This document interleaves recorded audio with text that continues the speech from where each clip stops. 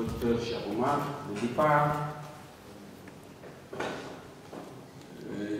honorable député,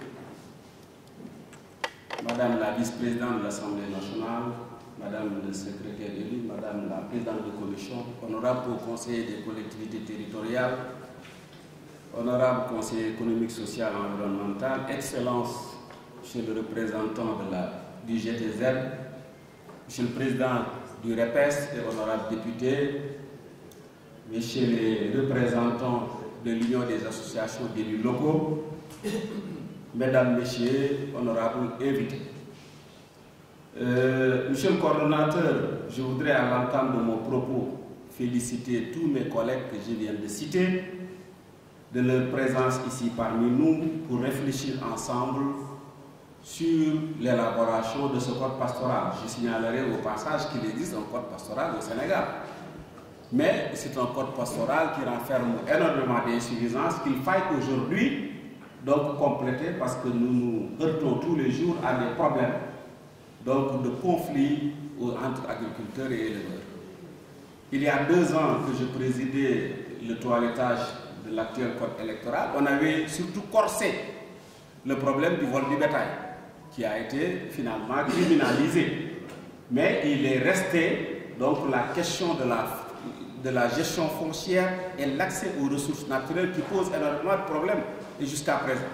Et cela date de très longtemps parce que quand nous regardons un peu la loi 6446 du 17 juin 1964 relative au domaine national, cette loi n'accorde pas de place à l'activité d'élevage. Le seul texte qui accorde un peu à l'activité d'élevage est le décret 8268 du 10 mars 1980. Mais ce décret aussi est très lourd et difficile à appliquer et renferme beaucoup d'insuffisances.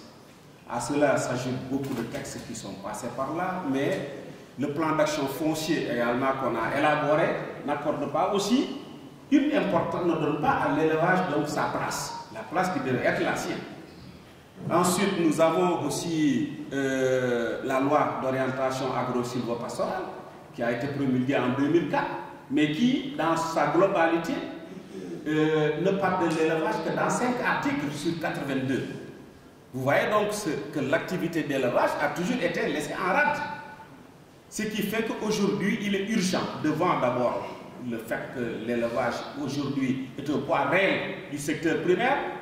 Mon collègue du Conseil économique, social et environnemental vient de le dire tout à l'heure. Aujourd'hui, nous avons presque réduit de moitié la facture laitière du Sénégal, qui se chiffrait à plusieurs dizaines, voire une centaine de milliards avec l'importation du lait. Depuis 4 ans, avec l'introduction de ces génésies, donc laitières dans le cheptel et l'introduction de bêtes améliorées, que ce soit au niveau des bovins, avec l'introduction du gouzera et du néloré, que ce soit au niveau de l'élevage ovine, avec l'introduction des géniteurs ladoum et l'amélioration donc de notre géniteur aussi local. Au niveau de l'aviculture, avec l'introduction des cograsseurs, nous avons aujourd'hui un cheptel qui s'est nettement amélioré. Et cette année, lors de l'ouverture de la réception de ces génisses, le président de la République a fait multiplier, parce que c'est 1000 qui ont été donc autorisés chaque année. Cette année, nous avons reçu 1200 génisses gestantes, qui après 2 mois, 3, 4, 5 maximum, met bas. Et après, aussitôt après la mise en base, la mise bas, comme on le dit en élevage, donc ces génisses, ils donnent 30 à 35 litres, 20 à 30 litres de lait par jour. Vous multipliez par le nombre de vaches laitières et par jour, cela a beaucoup contribué à la réduction donc de notre facture d'importation laitière qui contribue de façon très significative à l'équilibre de la balance commerciale mais également de la balance des paiements.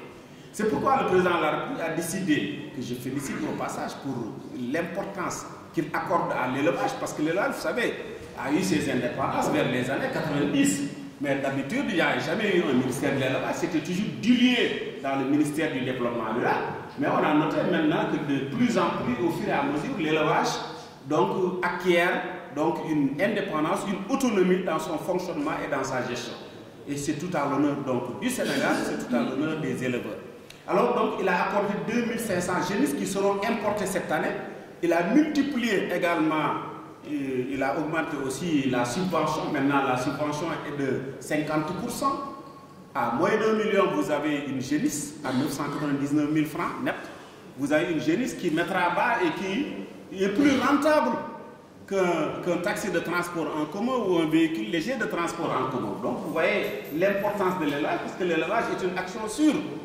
Je le dis très à l'aise parce que je suis peut-être agronome de formation, donc un penchant vers l'agriculture, mais étant tributaire des aléas climatiques, l'élevage constitue le volet le plus sûr donc, dans le développement rural. Donc voilà beaucoup de choses, ce qui fait également qu'on a toujours vécu donc, des séries de déclassements de l'espace, parce que de l'espace pastoral, de l'espace forestier, sans tenir compte donc, des zones de parcours, ce qui met toujours en conflit les éleveurs et les agriculteurs. Et si aujourd'hui, devant la demande incessante de la société civile, devant les éleveurs, devant une bonne part de la population qui demande à ce que l'élevage vraiment occupe la place qu'il doit occuper donc dans l'espace rural, que le président de la République, à travers son gouvernement, décide de mettre en place donc, un code pastoral, je crois que c'est à tout notre honneur. Et là, le charme donc, de cet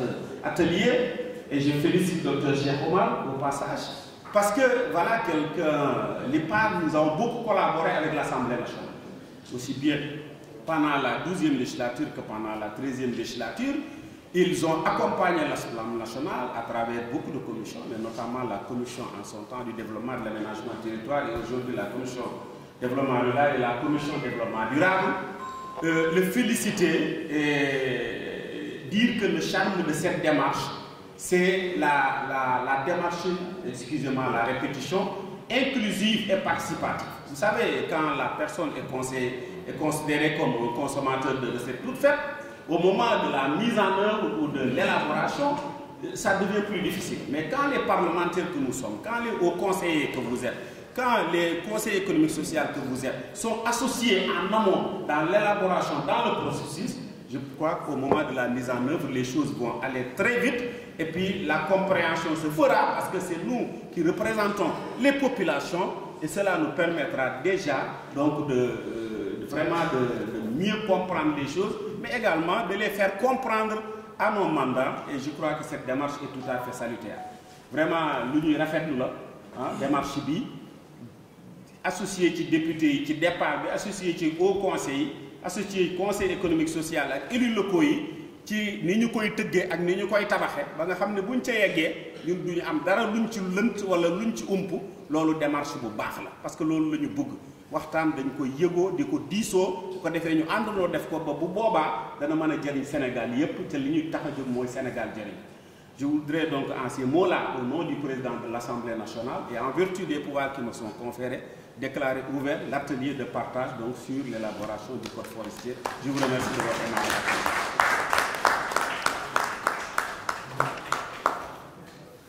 Merci.